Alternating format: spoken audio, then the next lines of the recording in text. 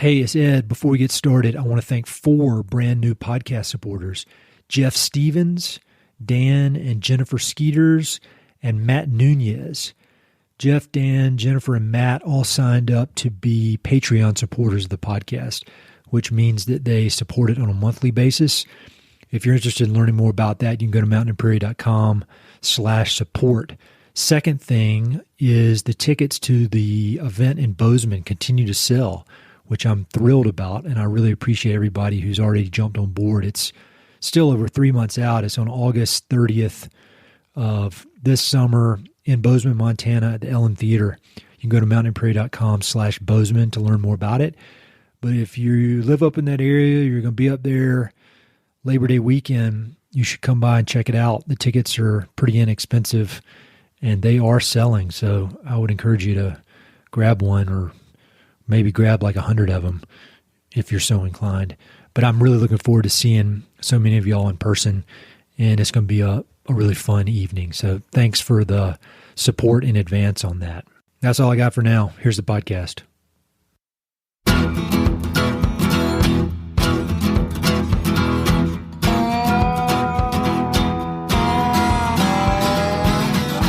Hey, this is Ed Robertson, and this is the Mountain and Prairie Podcast, where I introduce you to some of the innovative individuals who are shaping the future of the American West. I meet most of these people through my work in land conservation, or through my hobbies and interests that revolve around spending time up high in the mountains. My guests include ranchers, writers, entrepreneurs, conservationists, athletes, artists, adventurers, pretty much anyone who's doing important work, has an interesting story, and loves the American West. My guest today is James Decker. James is a farmer, attorney, and the mayor of Stamford, Texas, a tight-knit agricultural community located about 45 minutes north of Abilene. James grew up in Stamford, left for college and law school, but immediately returned home to begin his career. His love of his hometown and desire to contribute to its success far outweighed any material success that could result from practicing law in a big city. With his service-oriented mindset and natural leadership abilities, James worked his way up from city council to mayor, all while working as an attorney and growing his family. Like so many devoted small-town mayors, James is driven by a deep desire to see his community thrive, despite the many forces that seem to be conspiring against small-town America. He approaches local politics with an inspiring amount of focus and determination, and he's not afraid to seek out new ideas from a variety of sometimes unexpected sources. His weekly essays are worth a read, whether you live in Stamford or not. He explores subjects ranging from the nuts and bolts of economic development to the writings of Wendell Berry to quotations from Theodore Roosevelt. James is a shining example of the positive impact that one passionate person can have when he or she decides to lead with enthusiasm, optimism, and old-fashioned hard work. We covered a lot in our conversation, starting with his upbringing in Stamford and some of the history of the town. We talk about how he chose to return to Stamford after law school, despite having plenty of other opportunities elsewhere. We talk about the challenges facing rural America and how he chooses to approach economic development with an aggressive, proactive posture. We talk about his mentors and heroes and how his love of history and biographies inform his leadership. We obviously talk a lot about Wendell Berry and Theodore Roosevelt, as well as his favorite books and our shared love of the greatest movie of all time, Roadhouse. The West is full of many small agricultural towns, and many of those communities share the same opportunities and challenges facing Stamford. I think you'll be inspired by this episode, so be sure to check out the notes for links to everything we discuss.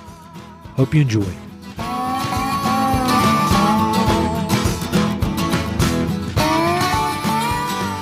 When you meet somebody for the first time, never met them, and they ask you that question people love to ask, what do you do?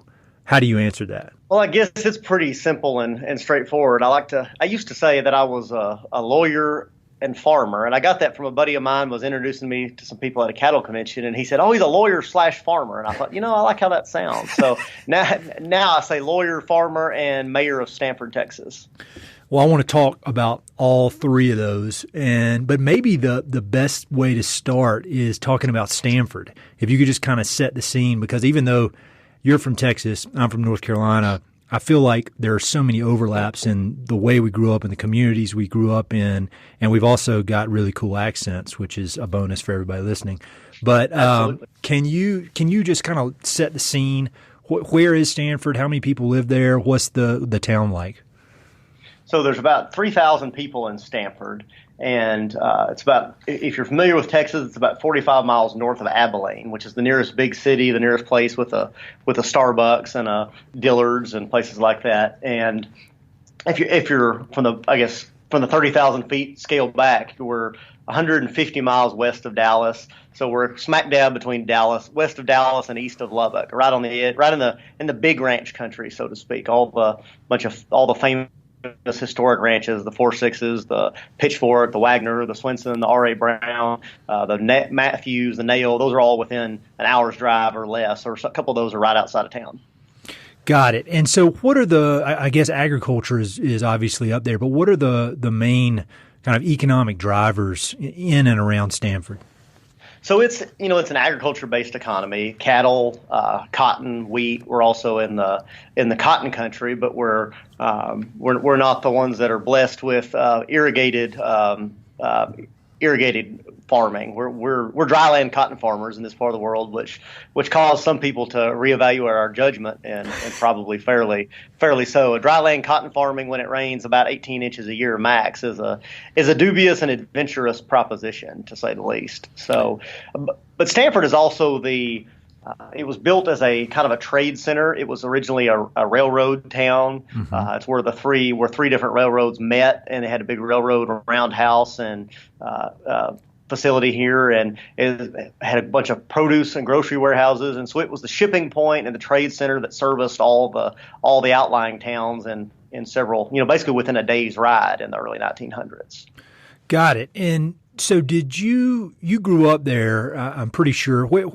How long has your family been there or in that area? So we moved to Stamford when I was 2 years old. Okay. And I'm 30, fixing to be 35. So essentially it's the only home I've ever known. But my family's all from Haskell County and Knox County, which are the two neighboring counties to the north. So both sides of the family have been in this part of the world for a while. All came to this part of the world in search of their fortune and treasure in the late 1800s, and farming and that sort of thing. And some were more successful than others, and success was a relative term when you're sharecroppers and homesteaders in West Texas in the late 1800s. I love Texas history, and I need to learn more about it. But I went to the Texas State, I guess it was the Texas State History Museum in Austin a few years ago. Yeah, have you been to that thing? The Bob Bullock Texas State History Museum. It's amazing. I've been in there I think twice. It's super cool, and it's got all kinds of history, and it's named after one of Texas' great legends too. So I'm kind of partial to it from that purpose. Yeah, we might need to dig into that a little more, because I need good Texas book recommendations. But all right, so you grew up there, and what was your childhood like in Stamford? I mean, how was just kind of a standard American childhood? I bet it's pretty similar to mine, actually. Yeah, for the most part. My mom was a school teacher till she had multiple kids and stayed home, and then my dad was originally an ag teacher, and then was in farm credit as a loan officer, and then left farm credit to be a financial advisor. So he's been in the investment business for about 25 years, but basically kind of servicing the same types of people he used to loan money to in farming. And he's on the west side his office is on the west side of the square downtown here in Stamford, and my law office is on the north side of the square. So you went off to college, went off to law school. Where did you do both of those? I went to college at Texas A&M, got a degree in agribusiness, and then went to law school at Texas Tech. So I imagine, coming out of law school, you got plenty of options. You can kind of take it in any direction you wanted to go. So why did you decide to return back to your hometown? What was the driving force behind that?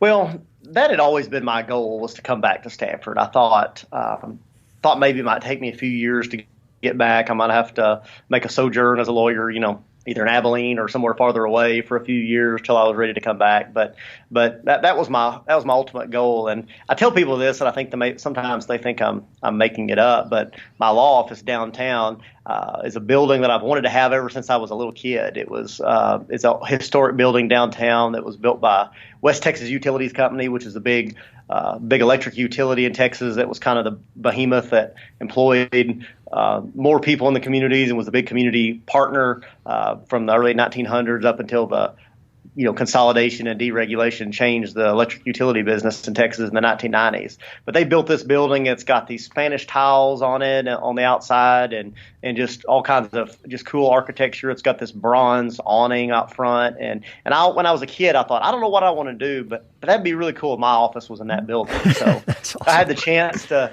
join a lawyer here in town, and he and I actually put in an office here in this building. I renovated the building and leased it out to the law firm, and then he and I worked together for about 2 years till he went off and did a different thing, and I did my own thing, and I stayed right here. So I think I told you this, or we emailed a bit about this, but your story is very, very, very similar to my dad's story. And my dad is in the insurance business, but kind of he loved our hometown of Tarboro, North Carolina, went off to college and knew that he wanted to come back immediately to Tarboro. And, he had every option you could think to have when you're a 22-year-old guy.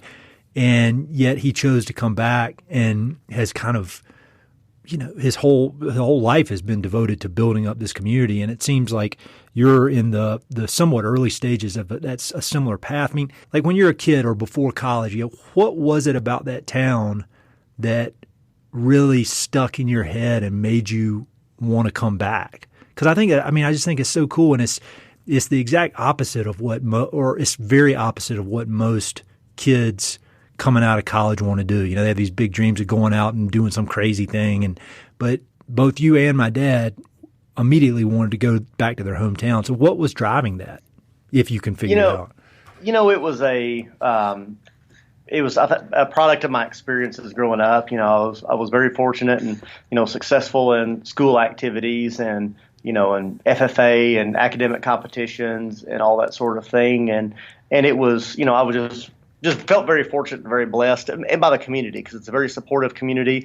We're kind of in the I didn't mention oil and gas as the economic driver of the community, because we're kind of smack dab between two oil fields on either side of us, several miles away, that several towns over that we haven't really benefited. It's not an oil boom town with lots of old money. Yeah. It's just kind of a regular blue collar trading center that didn't have some big old families that kept everything going and financed. It's one of those places that the community just kind of looked out, took care of folks, and when you're gave scholarships, that there are more scholarships awarded to high school seniors here, 500, 1,000, 2,000, whatever, from different families and different people that just want to support the kids, that more so than I found that other communities do. And when somebody's needing a fundraiser or a benefit to help somebody who's sick or trying to go to a camp or whatever, the community's very supportive. And that's just always been the mindset here, which is kind of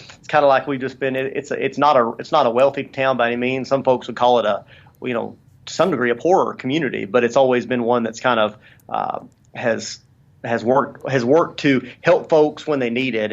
And that was the product of the leadership and the generations before us. And I just, I benefited from that as a kid, and I just felt like that was, it needed people like me to continue that legacy that those old guys, guys that were, old now but weren't old when I was a kid, and generations before that were old when I was a kid and are, no longer with us, to follow in the footsteps and keep that path going with those guys. Cause, within the community, cause, you could go somewhere and, and how it is, the grass isn't always greener. You could go somewhere in a big city or a suburb or even a smaller community, somewhere where nobody knows you, and that's fine, but you have to establish your roots and learn and, hopefully get involved and hopefully make an impact, or I could come back right here and be ready to make an impact immediately.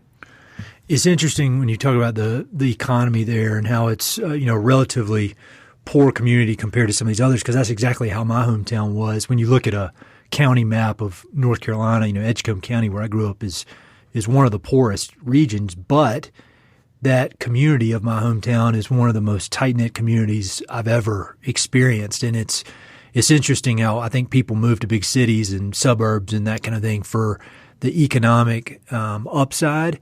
But, in the end, you can have a lot of money in your pocket, but you would not have the community you can have in these smaller towns. And it's kind of two sides to a coin, that you can leave to try to make a ton of money, but by doing that, it's going to be hard to find those kind of community ties that you find in these small towns.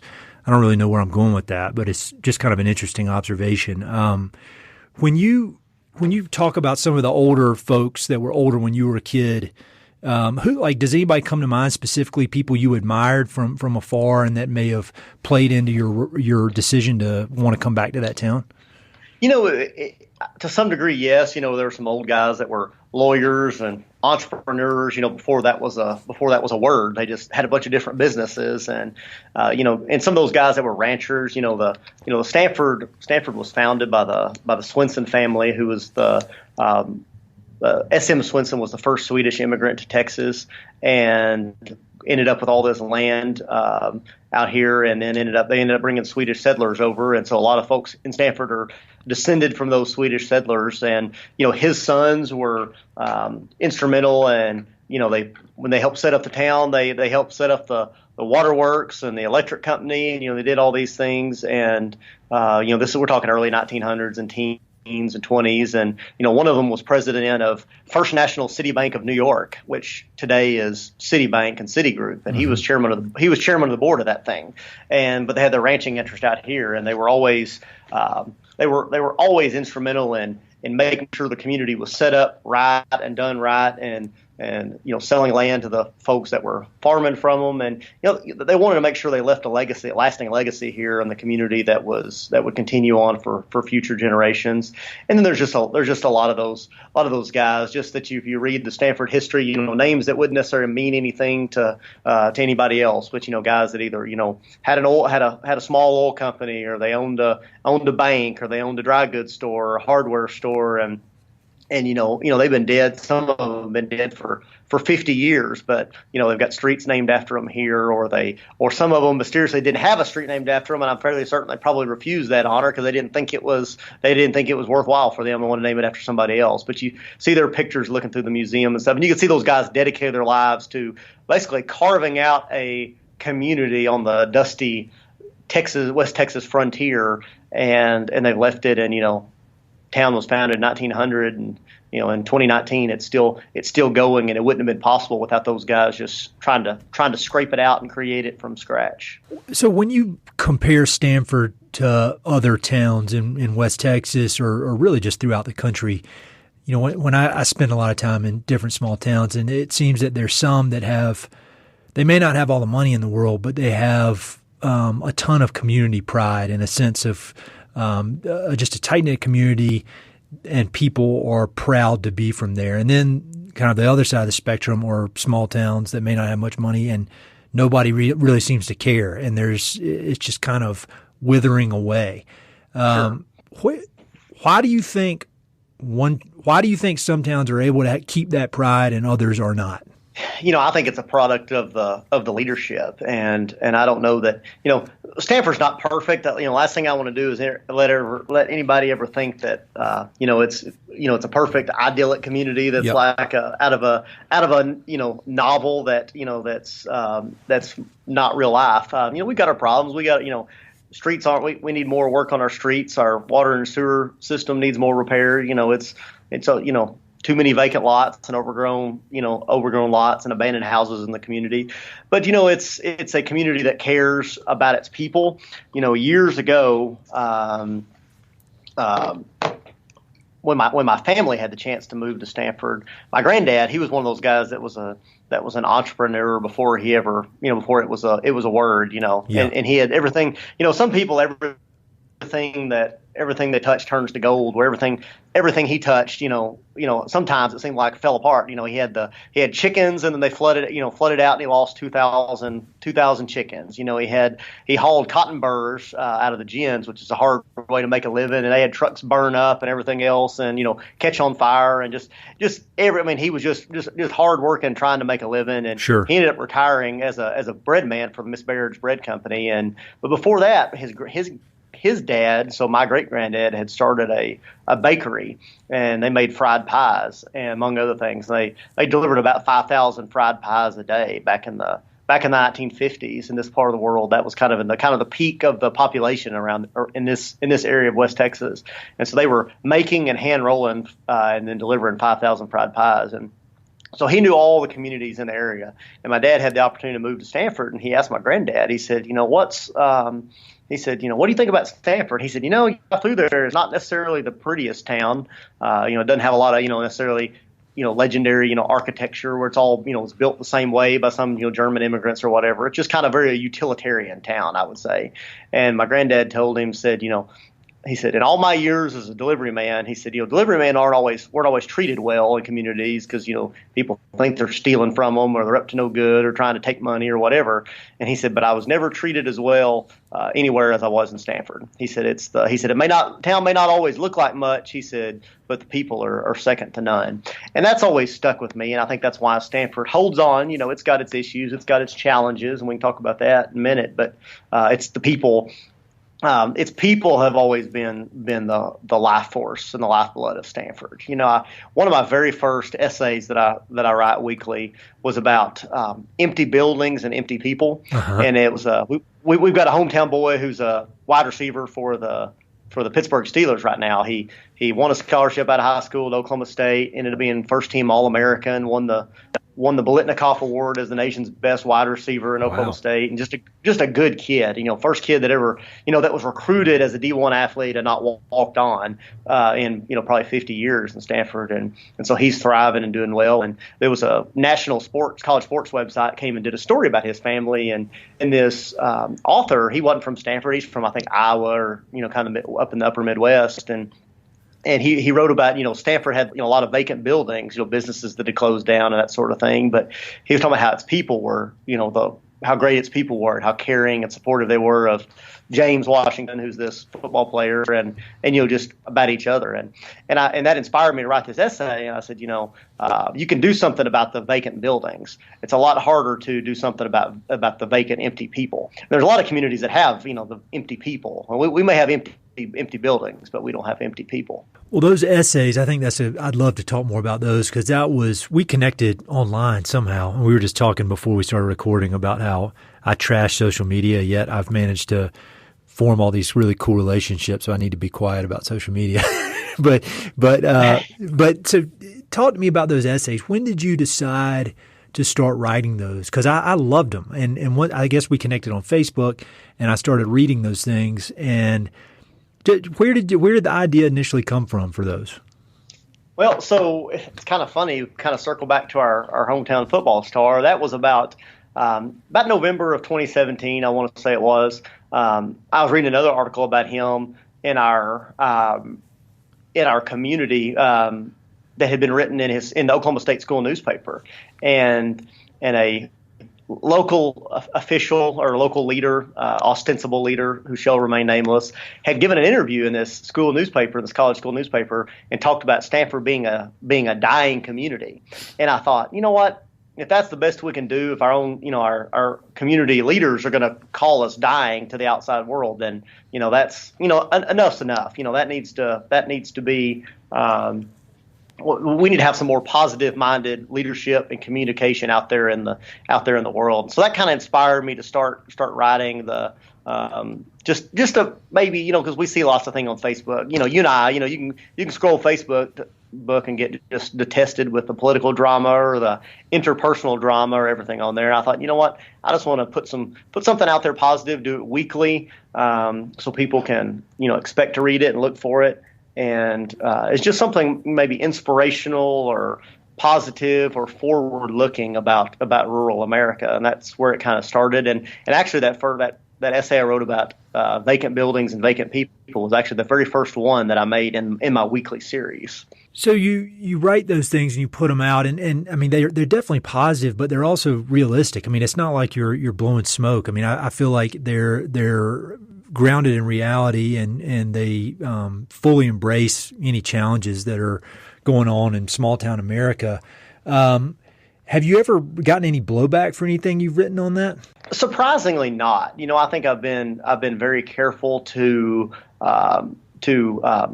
tailor it in such a way that that's forward looking but realistic. And I've told people a long time before I was elected mayor that if you come with a problem but you don't come with a solution, then you're just griping, and nobody wants to hear that. And so I do that same thing. That's why I'm very honest in these articles and these essays. And like you say, I don't want to blow sunshine and pretend like everything is great, because then you just ride the sinking ship, into the depths of the ocean. You got to be realistic that you got challenges that you face that rural America needs to fix, needs to improve. But I try to spin those into a positive. That's here's our challenge. Let's work for a solution, or I'm thinking of a solution, and I'll come back to that, in a future essay. That's why it's never come across. I try to never come across as griping or a negative. I always want it to be, if there's a negative, then it's how to turn that negative into something positive. And I'm sure there's people who mouthed about me, but they just haven't ever done it directly. So that's, I guess, out of sight, out of mind, as far as I'm concerned. Yeah, definitely. And so mayor, let's talk about that. When did you decide that you would run for mayor? What was the thought process that went into that? So I had been on city council for two. I served a couple of terms, I guess 3 terms, and had decided.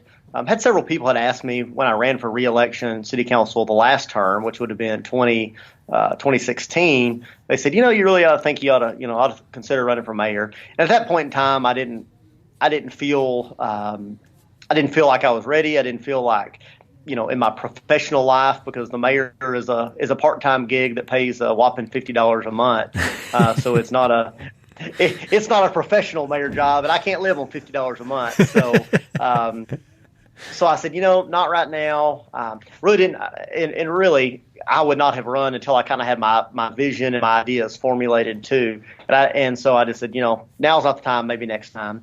Well, I guess in that ensuing term as city manager, or excuse me, as a city councilman, we had some stuff transpire within the city, maybe just difference in style of leadership and forward thinking for the community. And I think it became abundantly clear to me that that I needed to run, that the community needed a change in leadership and a hopefully a breath of fresh air. And so I decided I was gonna run, and the election wasn't until May of 2018, but I actually made the announcement in June of 2017 to kind of get the drum beating and get people's minds going and ideas working, and rode in the rodeo parade on a wagon with my James Decker for mayor sign on both sides of the wagon to get things stirred up. And so I kind of agitated out there for the better part of a year, and then we had the election in May of 2018, and I was fortunate enough to be elected. So when you obviously had a vision when you went into it, but now that you've been in it for a while, what's the biggest surprise of holding that job and holding that role in the community? I would say, I hate to say there's a big surprise. I think people get surprised about being in those roles if they haven't been in them before. Yeah. Having been on the city council for multiple terms, I knew what I was getting into. I went into it eyes wide open. I kind of knew the ins and outs of things.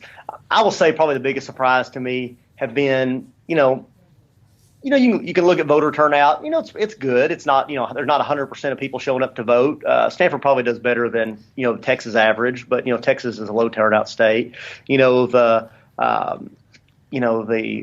people don't come to city council meetings, and, they don't pack the room unless there's a major issue. But it's been surprising and encouraging to know how many people do care and how many people are concerned and how many people are watching. And even if they're not showing up to meetings or every week, they still know. Because one of the things I really wanted to key on, and the essays kind of put it out there that it was important to me. But I've tried to do this in various updates. Is to communicate with the people. If the city's doing if the city is doing good stuff, if we're getting a grant for an infrastructure project, or if our police are throwing drug dealers in prison, so on and so forth. If people don't know about it, then they just assume you're not doing anything. Yeah. So it's important to communicate with the people. And the flip side is when people disagree. If you just blow people off and do something they don't like or don't tell them about it, then they're going to be mad. But if you come out to the community and say, look, folks, I know this is important. Here's why we can't do this just yet, or here's why we're going a different direction than you and I may disagree personally. People will respect and appreciate you communicating with them and telling them why, even if they don't disagree, even if they don't agree with you. They'll say, you know what, thank you for telling me, and I appreciate it being an informed decision. I understand why you can't do that fast enough or as to suit me, or why you and I disagree on this. And so people understand that. They may not always say it. They may not always beat your door down to tell you, but they may just randomly hit you up at church or in the grocery store or a football game or something to tell you they appreciate you, or tell you they paid attention to something that you thought that you really didn't expect people to be paying attention to. So they're always watching, and they're always and so that's a burden of expectation. And I don't say burden like a bad thing, but it's a burden. I don't take lightly the enthusiasm with which I was elected mayor. And so that puts a lot of expectation. People I didn't run for the office just for the sake of getting to be called mayor and enjoy the title. And people didn't elect me for that sake either. They elected me to do things, and they're counting on me. So I don't take that responsibility lightly. So with mayor, there's all the kind of technical stuff that comes along with it, keeping the city running and overseeing things.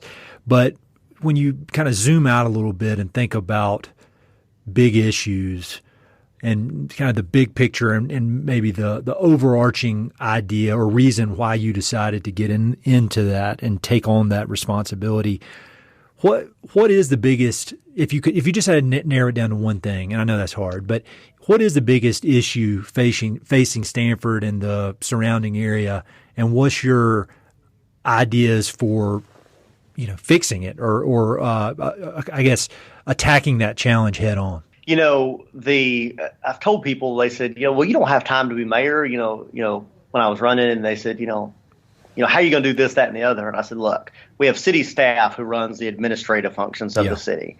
The mayor is, in small town, mayors don't always operate in this function, but big city mayors do better in that regard. And I think small town mayors could learn a lesson there, is that your mayor, like it or not, is the face of your community. Yep. And he sets your community, the tone, the expectations, the big picture vision. So that's kind of the approach I've taken to the job, is to change the level of tone, the vision, the expectation for the future, and to tackle that challenge. And it's kind of the big picture challenge, but it's just the ongoing challenge that faces rural America. And it's not something that cropped up overnight. If you look at it, rural America has been in decline for probably 50 or 60 years, for the better part of the last half of the 20th century, and of just slow, steady decline in population.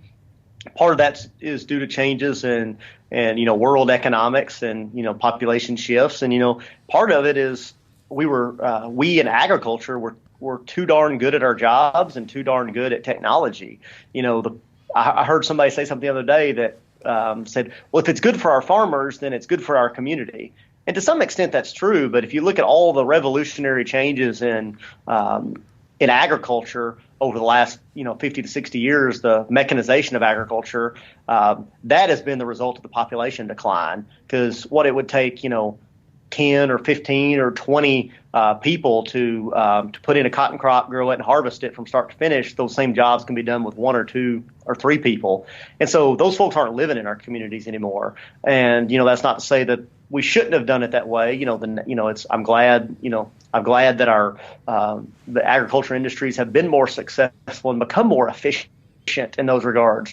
But it has resulted in population changes in our in our communities. And so I think the big challenge is to realize that that's only going to continue. We're not suddenly going to go back to 1950s and cotton farming or raising cattle, nor should we. I mean, that's, if you look at, people like to talk about the good old days, and I always like to ask people, well, whose good old days were they? Because your good old days might not have been the same for the ones who were on the ugly side of those good old days. It's all relative. So I think that big challenge is to recognize the world. We're not going to go put genies back in the bottles and change things and bring them back to a nostalgic, idyllic time that no longer exists.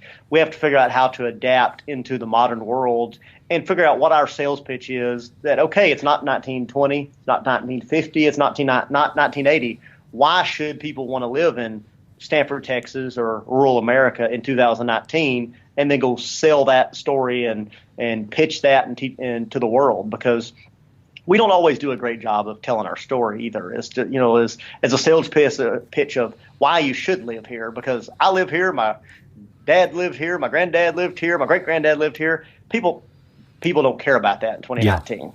Yeah. Or some degree that might intrigue them, but why is it a worthwhile place? Just because it was a great place for your granddad to live doesn't mean it's a great place to live in 2019. So these places are still great places to live, but we need to be able to tell that story to attract new people.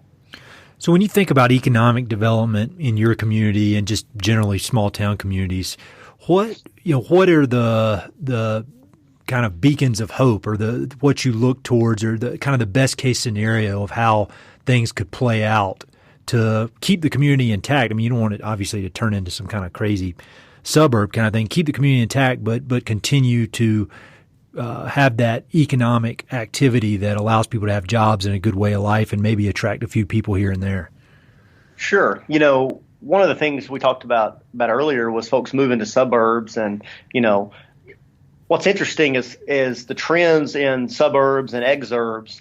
People move to the city and then are moving out, and then are moving a little farther and farther out.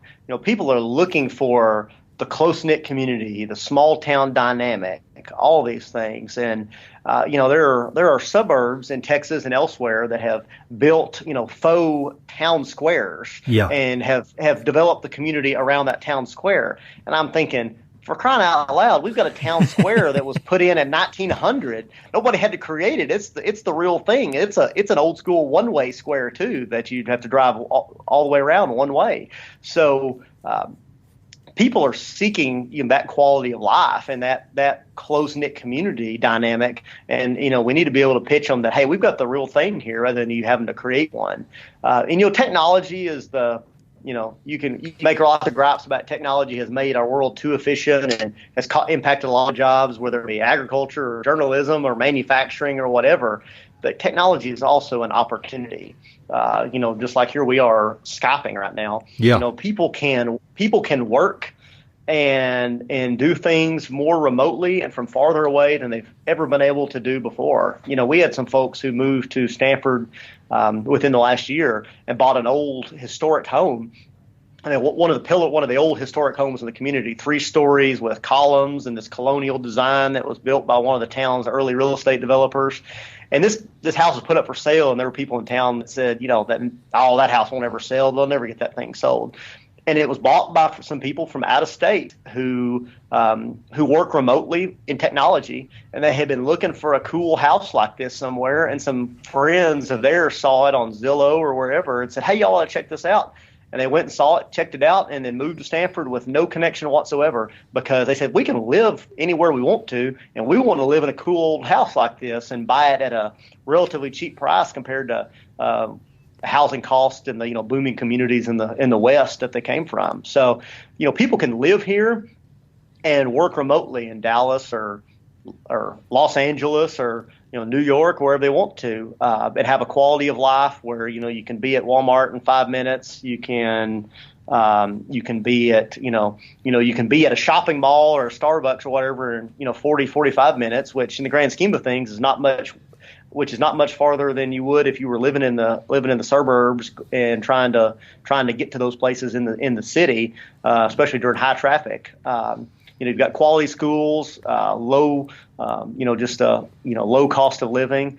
So technology provides an opportunity to bring people to rural America that they couldn't have 20 years ago. Yeah, my hometown is going through that right now. There's not really a major industry there. There's a lot of agriculture, but whenever I go home, my parents will introduce me to new people that have moved to town with no connection at all, but live there in the little downtown area, and they're either retired or they're telecommuting, to somewhere else thanks to the internet.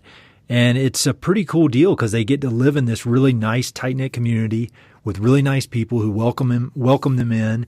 They're, an hour from a big city, and everything is unbelievably cheap. It's really pretty awesome. And it sounds like that's the same thing y'all have going there. Thinking about you've just got this real appreciation and understanding about the importance of community. You've got this desire and almost like a need to serve and to lead. Are there any books or historical figures or people that you've looked to that you admire who have helped kind of shape your philosophy on this, on the importance of community, leadership, kind of how you want to be? I know one person that we both are obsessed with, but I'll let you talk about that. Yeah. Well, in our notes beforehand, you brought up Wendell Berry. Yeah. And he's a really interesting guy. And, there are things I agree with him on and things I don't agree with him on. But, his entire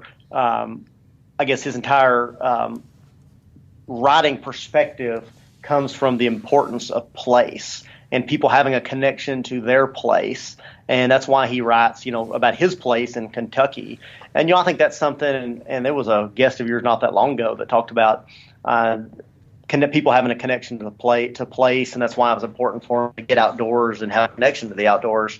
That's kind of the big perspective that I come from is, Wendell Berry and, any others who just write on who get that importance of place, because when people feel more connected to the place they live, and it's not just a random house on a random street in a place that looks like everywhere else and doesn't mean anything to them, they treat their neighbors better. They work together. They work to improve the community and invest themselves in the community. And I think it has a lot of societal blowback too, because if you care about your place rather than political party or specific issue or whatever, then if you vote with your place, then it makes you I think it makes you a better citizen. We can talk about we can go ahead and cross the threshold into Teddy Roosevelt, but he always. That's the thing that was important to him was the citizen. Gave a speech called "Citizenship in a Republic," and so much of his writing and his speeches were about people having a connection to their place, to their society, to the people around them, and doing something with it, and not just existing within society. And I think in our modern world, and that's where technology can be an issue, is we just kind of float. And I think all of us have a tendency to probably do it from day to day. Is maybe we just kind of float from point A to point B, just trying to survive our to-do list and deal with all the things that we got to do, and we're disconnected. We're just scrolling on Facebook or whatever, instead of really being connected to our society and to our community. And that's what's important. So when you think about Wendell Berry, is there a specific book or essay that he's written that you would recommend people read if you had to suggest one? And then as far as TR, what's your favorite TR book? Well, so on Wendell Berry, I think it'd be hard to. I think he's got several books of essays. I think people ought to just check those out. The one essay that really, or the one topic that really gets me is and you've seen this in my writing, is the concept of the homecomers. Yes. It's the people who decide who they left and went away because the world was better and somewhere else, and they wanted to find something, and then they decided to come back, and they wanted to come back and make an impact on their place, and also and be connected to that place. And so I think that's the topic that's really, I think, getting after me right now is the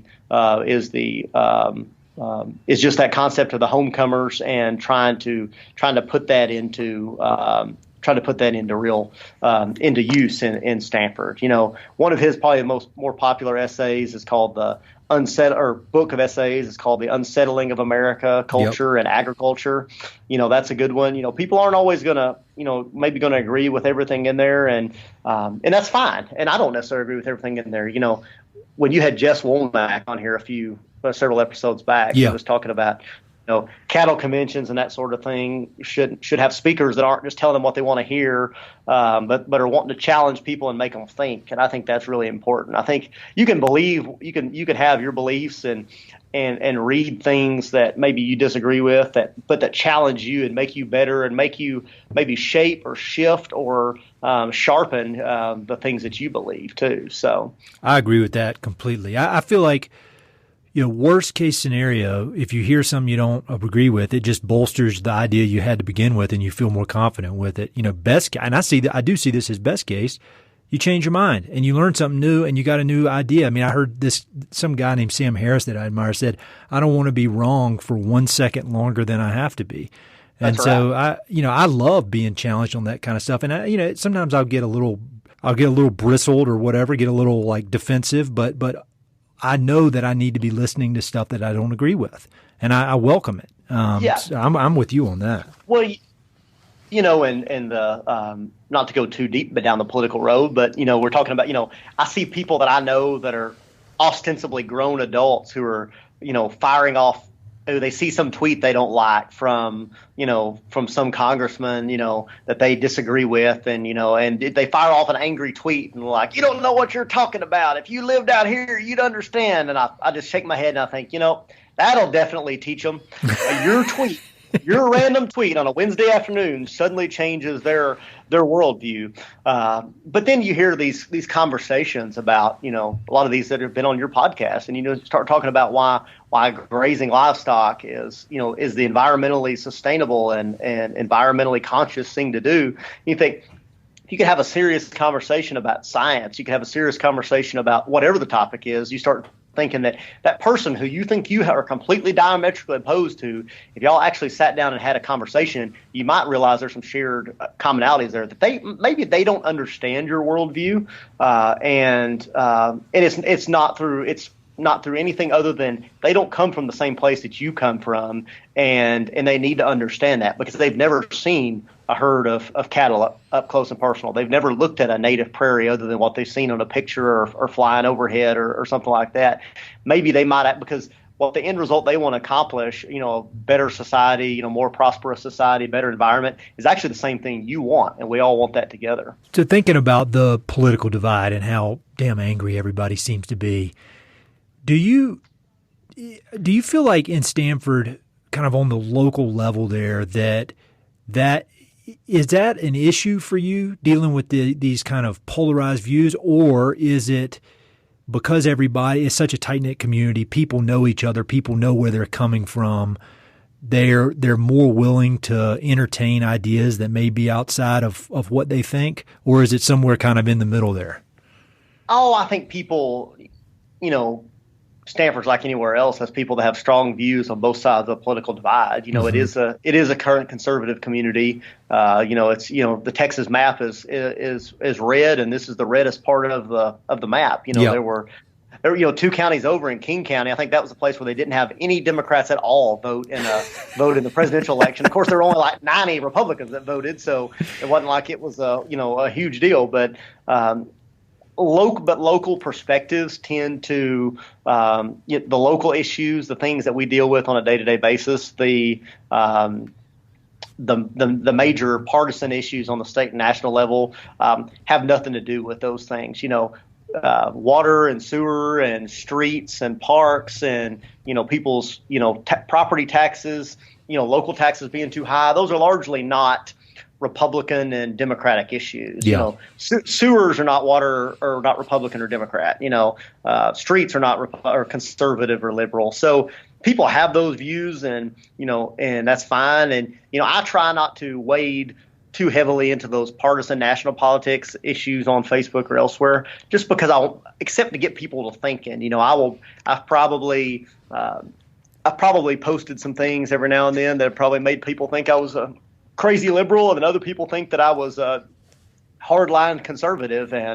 But really, I just, it's generally just a lack of disgust with everybody, and wanting to see people see people work for solutions, not just agitation. Because so much of the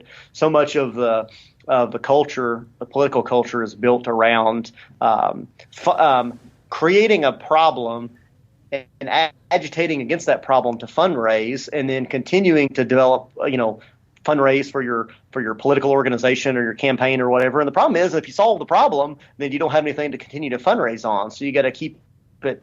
Either got to whip some people into a new frenzy, or make the problem continue to seem bad. So I don't have time for that. Local level, we got bigger we got bigger fish to fry. So as soon as we get one set of problems solved, there will be something else to take care of. So I'm perfectly fine with solving a local problem and putting it to bed and moving on to the next one. And I think people see that the same way. It seems like being a mayor is kind of the perfect spot for somebody who wants to be in that world of government, but doesn't want to deal with a bunch of the silly nonsense that just dominates the news. I mean, because you're basically, it could be said that you're running a business. I mean, you got to keep this thing going, and there's no time to get hung up on some issue that may or may not affect anybody, some kind of far-flung nonsense theoretical thing. I mean, you're dealing with nuts and bolts every day, and you're dealing with real people that you have to see on a daily basis, or at least a weekly basis, and then come up to you in the grocery store.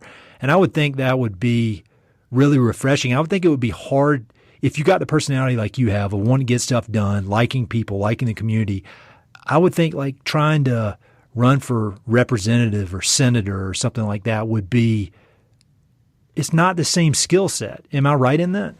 No, you're exactly right. And, I think that's why very few senators, national senators have been elected president, and even fewer have been good presidents, because the president, it doesn't seem to, in the last, 20 years has not quite been that way, but the president has been get stuff done, set the tone, be a leader type of job, not a get up and make speeches and pontificate. And there's a whole lot of pontification in our state and national legislative branches, and gosh, I don't have time for pontificating. I got stuff to do, and I got people that are counting on me, and you're right. It's I could stand up and pontificate at a city council meeting about some hypothetical issue, and then everybody can look at me and say, "Are you done?" Probably we still got the same problem we had when you started talking. So what are we going to have a solution here?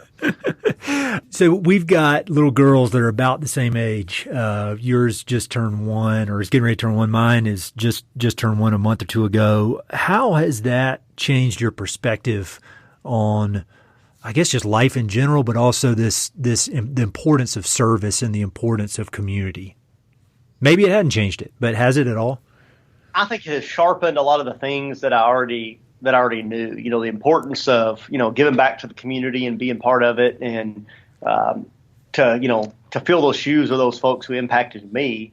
And that's that when you're in just hypothetically, but then when you have a daughter who 5 years from now is going to be in school in the same community that you went to school, and is going to have all those same needs, then that's kind of where the rubber meets the road. That you're not just impacting hypotheticals or people, other kids in the community. It's also going to matter to your family too, and it's going to matter to your daughter. And you also you start paying attention from the perspective of that daughter, or whatever, of all of the issues in the community or in society that you probably didn't pay attention to as a teenage boy. And you see all these societal issues, and you think, gosh, was I an idiot like that when I was in high school? Or, at the very least was I just oblivious and ignorant? Maybe I wasn't that big of an idiot, but maybe I was oblivious and ignorant too. So I think when you have a child, it sharpens your mind to all the world around you and all those things that are going to affect that child, now and on into the future, both on a micro level of the teachers, how are the teachers going to be at the school or whatever, and from a macro level, just society in general. I agree completely with that. I think it they say like if you get really rich, it doesn't change you. It just brings out who you really are. I feel like with kids, with me, it made me, there was a lot less time for BS and a lot more focus on, all right, I got to really be the best person I can be, whether that's professionally or personally, because it's almost like you've got this person, or in my case, little people watching you, and you want to, at least I want to be a good example. I want them to be proud of me. Maybe I'm too extra. Exactly right. Yeah. There's internally motivated and externally motivated. And maybe it's not a good thing that I'm motivated by other people watching me, but knowing that those little girls are looking at me, it makes me want to ramp it up a few levels, Absolutely, because those things do have consequences. It's just not you, or it's not you and your spouse. Those kids are going to watch, and things that you say, not necessarily bad things, not necessarily bad words, but just the things that you say around the house, or figures of speech, or those sort of things, is that they're going to pick up all those things and know. So you better make sure you're saying stuff they're proud of, that you'd be proud of them saying at school. Oh yeah. And like just setting the tone, the energy in the house, and my wife and I, do it equally together. She does a lot better job than I do, but setting a positive tone, setting a tone up, like I do think about Teddy Roosevelt and just this energetic, lean in, go hard tone, but all with positive and with love. And I feel like that I'm a much better person since those kids arrived, because it's as if somebody's just watching me and I've got to do better and better and better. It's pressure, but I love it. I think I'm much better off than I was from a selfish standpoint. Well, think about the strenuous life, and said, you need those challenges, and you need pressure, and you need things to make you better to accomplish what you're meant to as a human. That you're not, nobody accomplishes things when they're laid back, kicked back, and have an easy life, and have the enjoying the fruits of reaping the rewards of riches and that sort of thing. They need to be challenged and doing something better with it. So I think that's true from the perspective of kids depending on you too. There's this great book that I just got, and I just started it. I'm only like 50 pages in, but I think you'd like it. It's called The Second Mountain by David Brooks, the New York Times columnist. And it's all about how the importance of finding work that matters, and that it kind of has a higher purpose than just making money. And the importance of community. And I don't know if you've heard of this thing, but I'll send you a copy of it, because I think you will love it. I wish I was farther into it than I am, because I think there's a ton of overlap between all the stuff you're working hard on and the stuff that he talks about. So that's a plug for that. I think you'll love it, but everybody listening, if this conversation is of interest, I think that book would be of great interest. So one thing we had texted a bit about was, you had listened to my podcast with Russ Schnitzer, who's the conservationist, and he and I had been talking about the importance of being aggressive in land conservation, and not aggressive like in a cutthroat way, like some kind of dishonest or slimy business practices way, but this just aggression of knowing the importance of the work you're doing and really, like I said, leaning into it and going hard at it every day. And you had texted me that you thought that there were a lot of parallels to the way you think about community building and economic development in communities. And so could you just talk a little bit about why that idea of aggression kind of struck you? Absolutely. One of the things that y'all said that struck me was how important it was, that all this is just nonprofit work, laid back, kicked back and easy, but no, this has a real tangible impact. And I think that just hit me that is exactly the same way. Community development, rural economic development is not just giving somebody an excuse to have a comfortable job that's going to pay them pretty well, to go to a few conventions and conferences and tell everybody what's going on in the community, or elsewhere, and bringing it back to the community. I mean, these are the topics that are the lifeblood of the future of our community. That if we don't aggressively pursue, new business opportunities, or improving our infrastructure, improving our quality of life here, there are communities that may cease to exist within one or two generations, or at the very least hang on as ghost towns. So rural economic development is not just a topic to, pal around about and just think about and ponder but never do anything with. It's a topic that requires that creation and creativity and innovation and applying business principles and applying, whether you're trying to attract capital and you need finance principles, or you're trying to market your community or whatever. It requires that aggressive approach, just like a startup company or whatever the case may be. Otherwise, if you care about your community enough to be involved and to care about the future of the community, then by golly, you need to work at it and do it aggressively and do it the right way, or don't do it at all. I couldn't have said that better. That's I love hearing that, and I feel like whenever you see somebody, 9 times out of 10, when you see somebody who's been successful, no matter what they're doing, it's because they have that attitude. And a lot of times that attitude, or you see that aggression in just straight up business, where the end goal is return on shareholder investment, which that is important. But I think when you're talking about the work you're doing, I think most people would agree that these community development and trying to keep these towns running, that is as important as it gets on just a very, very base level. So I'm glad to know you've got that perspective as well, because I think it's so important. One more thing about just Texas in general. I know you're a big history buff, just like I am. And so when you think about Texas, like if I wanted to learn more about Texas history, are there 1 or 2 or 3 books you would recommend, like a good place to start where I could just dig in on that? Because the reality is I don't think I've read many strictly Texas books. So the kind of the quintessential Texas history book is called Lone Star by T.R. Fehrenbach. It's a long book. It's 700 or 800 pages, but it's a comprehensive history of the state from the natives to the Spanish conquest on in through independence and the development of the state. That's kind of the Texas.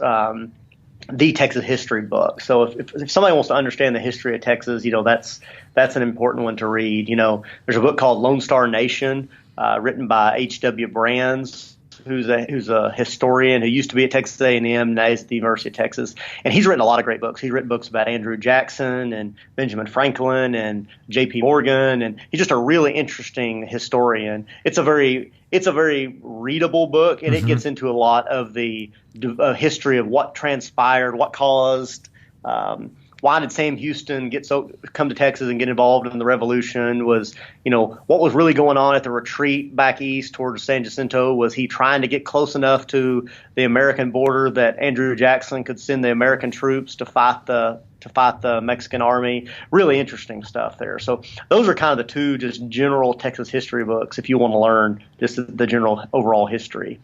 No, those are great. I've got a H.W. Brands book about TR somebody gave me, and it's massive, but I want to read it. It looks really good.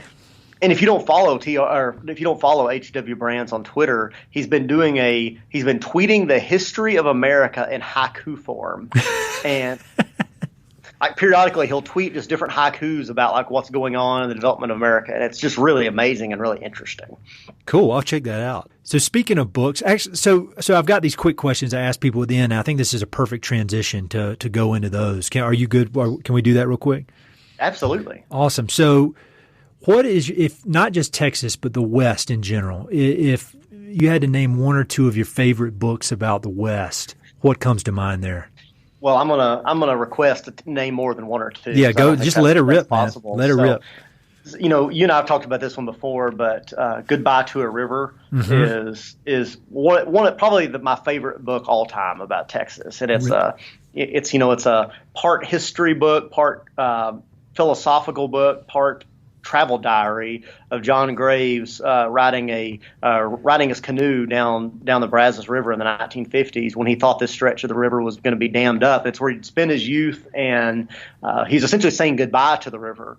And there were going to be 5 reservoirs built, but I think only 2 of them ended up being built, partly because of the influence of this book. And it's very interesting and enjoyable, but it's also, I guess, it's a little bit sardonic, I guess, where he thinks, all things are, these things are changing and I hate it. But, I guess when I was a kid, things were different than the generation before, and so it's very kind of a pragmatic, sardonic look at things. That things are changing, but that's also kind of how the world goes. So let's make the best of it. It's really that's one of my favorites that I recommend to everybody, and I've sent copies of it to different people over the years. Empire of the Summer Moon. I've heard several people mention it on this. If you really want to understand the settlement of Texas, and especially West Texas and battling the Comanches, you need to read that book. It's brutal. I listened to it on Audible, and there were a couple of times I just had to stop and take a break and listen to some music or do something different, because I was listening to it on a road trip, and it gets pretty intense. Yes, but it also kind of gives you appreciation for the realness of what happened. Of what happened on the frontier, because this is not a Stephen King film or a slasher novel or something. This is real life. This is what actually happened to people on the on a day-to-day basis. So I would definitely recommend that. I know you're not a fiction guy, and I know you fret about wanting to get involved in fiction, and so if you've never read an Elmer Kelton book, I would definitely recommend those. He was a novelist. He's generally agreed to be one of the greatest Western novelists of all time. Cool. He used to say that unlike he's from West Texas, he lived in San Angelo. He was the editor of the Livestock Weekly newspaper. Now his son is the editor of it. And then which is one of the foremost publications in the Texas livestock industry. And on the side, he became one of the greatest Western novelists of all time. So that's the guy that awesome. made good use of his time on Earth. But he used to always say that Louis L'Amour's novels, and I love Louis L'Amour. I've read most of his novels, but he used to say that Louis L'Amour's characters were, 6 foot and, dark and tall, dark and handsome, and his guys were 5'10" and nervous. Yeah. And The Time It Never Rained is one of the best books ever written about Texas. It's about the drought of the 1950s. I've heard of that one. This guy, oh man, you need to read it. It's about this one guy. He's a cattle and sheep rancher, and it's about him struggling through the drought and refusing government assistance and getting called a fool by all of his neighbors and friends and family, and just trying to just gut it out. And it's fiction, but I read that, and there are lines that he's said that that I've heard people in real life say. There are shades of of Charlie Flagg's personality that I see in my parents' generation and my grandparents' generation, and so it's a very relatable real book that could have been somebody's diary about the 1950s drought in Texas. Awesome. See, I got no excuse to not be reading more fiction when we got recommendations like that. Absolutely. And then, of course, I know that you're into these, but the Teddy Roosevelt books, the Edmund Morris trilogy, The Rise of Theodore Roosevelt, Theodore Rex, and Colonel Roosevelt. People need to read those. Yeah, I think The Rise of Theodore Roosevelt, and I say it all the time, and I think people may think I'm joking, but I really do think it's the best book of all time. I love it. That book changed my life, reading that. Me too. It's my favorite of the three, for sure.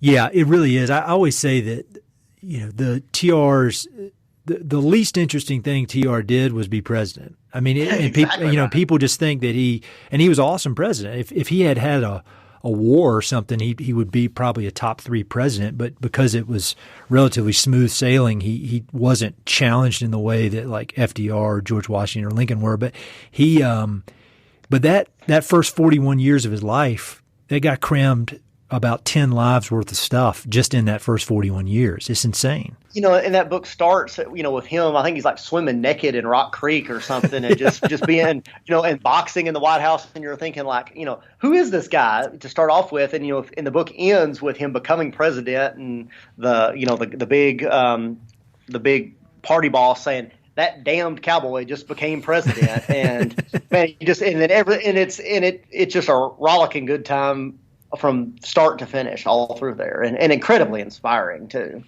It is, because I think, if I could just do 5% of what that guy did, you'd be doing pretty damn well. And the amount that guy crammed in, he was manic. You wonder, a guy like that nowadays, would he be able to make it through adolescence without being heavily medicated, because he was so manic. But many, many lessons to learn from that guy. Absolutely. The obsession level just continues to intensify, and it's starting to concern my wife, but that's all right. We may have to do a second podcast just on Theodore Roosevelt. We could definitely do that. I mean, maybe just start like an entire new podcast. It's just there you go. Me and you once a week talking about TR. All right, here's a good one. Any favorite documentaries or films? Well, first of all, we got to start with the greatest story ever told, and that's Roadhouse. You got that right. That is exactly right. That's a documentary, actually.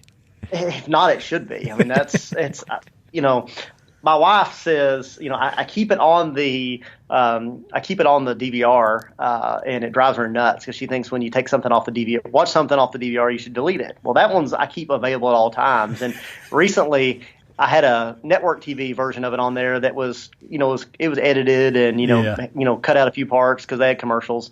And then so I did a search on the DVR.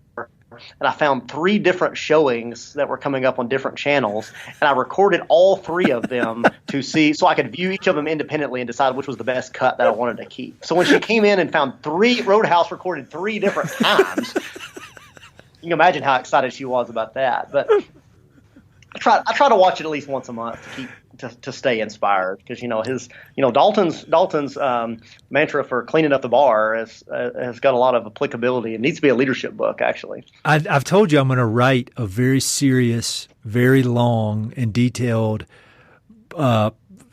essay to put on LinkedIn about leadership lessons from Dalton, specifically the scene at the beginning when he takes over at the Double Deuce and he gives us 3 rules.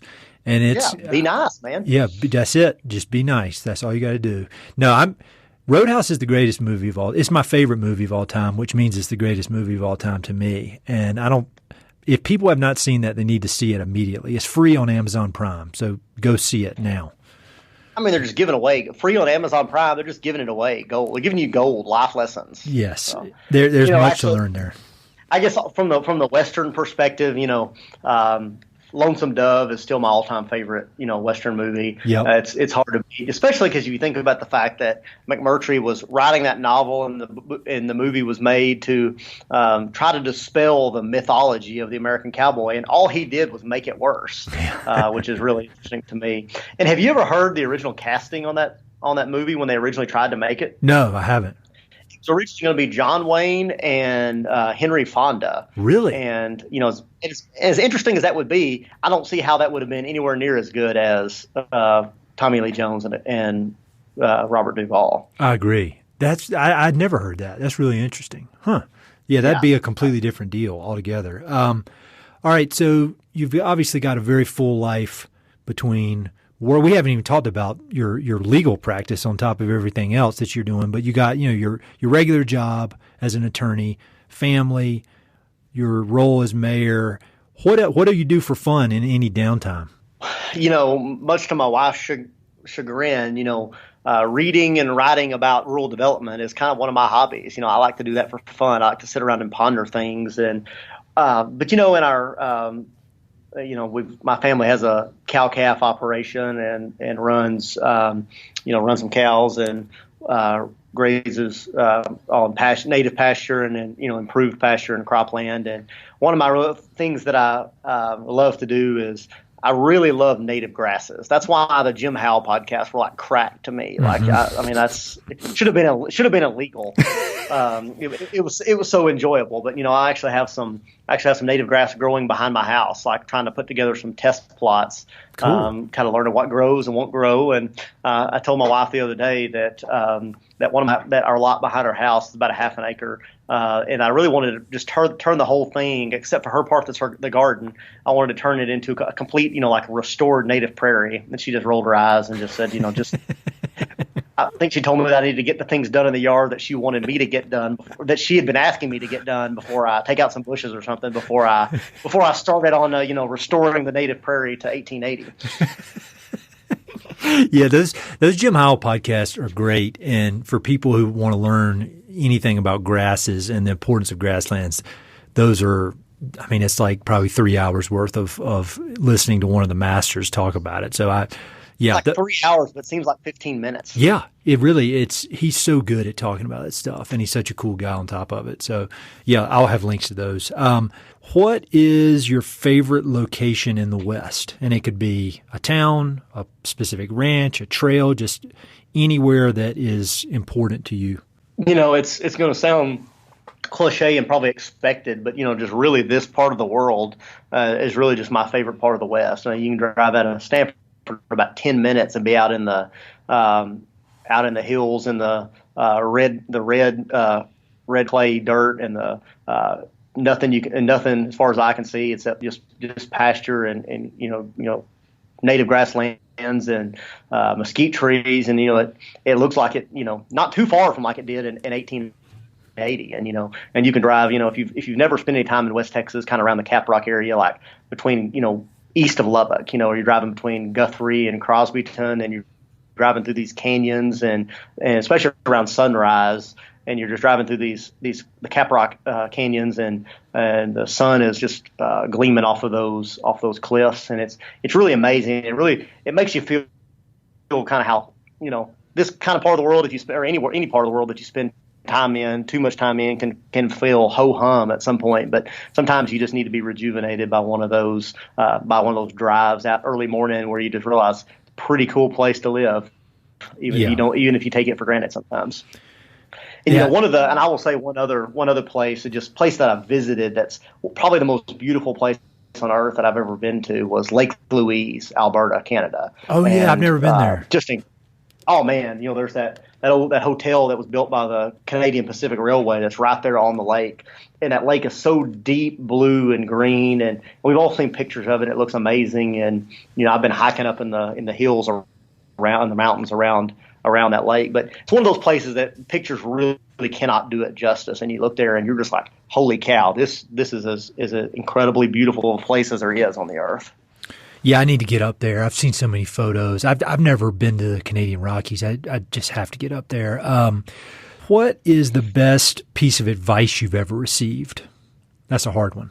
So I've been thinking about this, and one of the ones that keeps coming back to me was some advice my dad gave me years and years ago, and that was that no matter how successful you are in life, there's always going to be somebody that's smarter, that's wealthier, that's more talented, whatever it is. So just don't compare yourself to others, because you're never going to end up number one, even when you think you're number one. I mean, you could, Bill Gates and Warren Buffett kind of had things on lockdown, and now and then Jeff Bezos is wealthier than them. So Yep.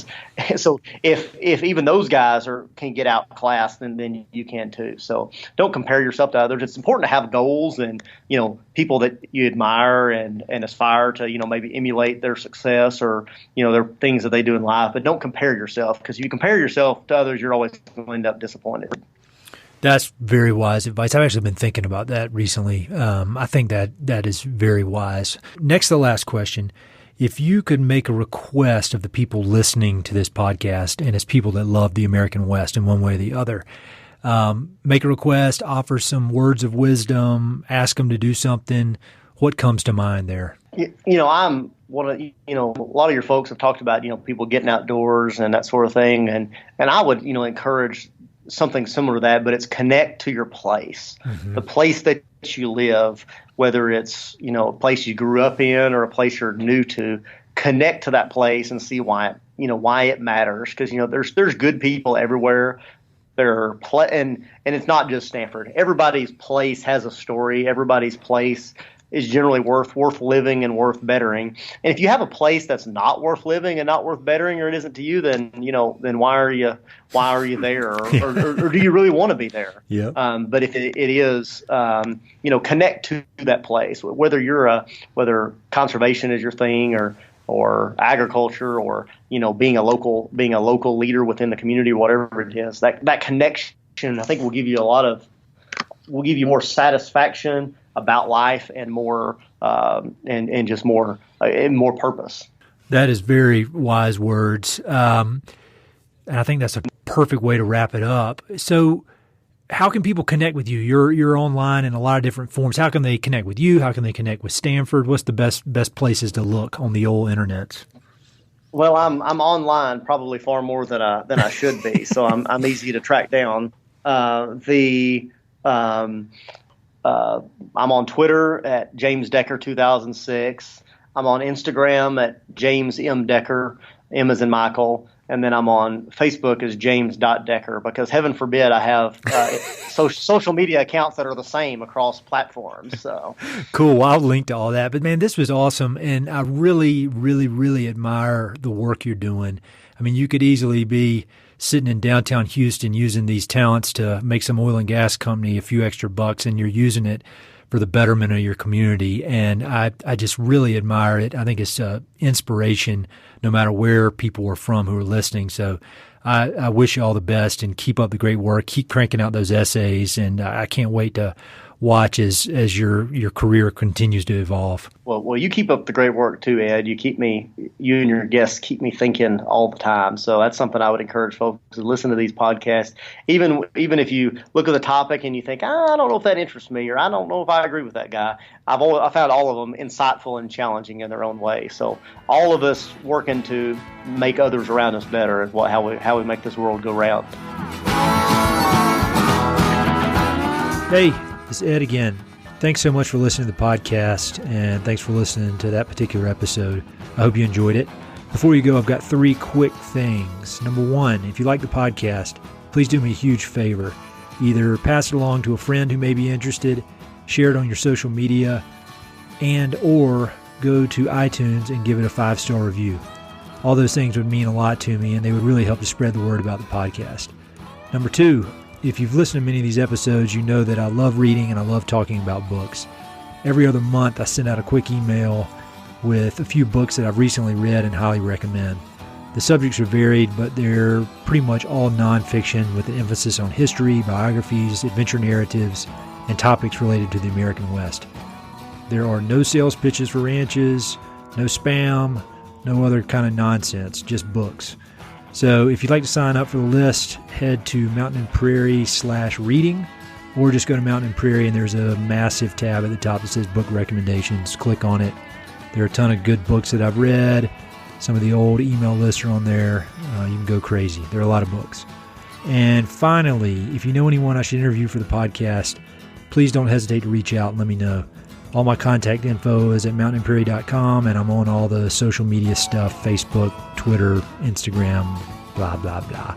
So feel free to reach out. I'd love to have some recommendations and suggestions of interesting people I should meet. All right, that's it.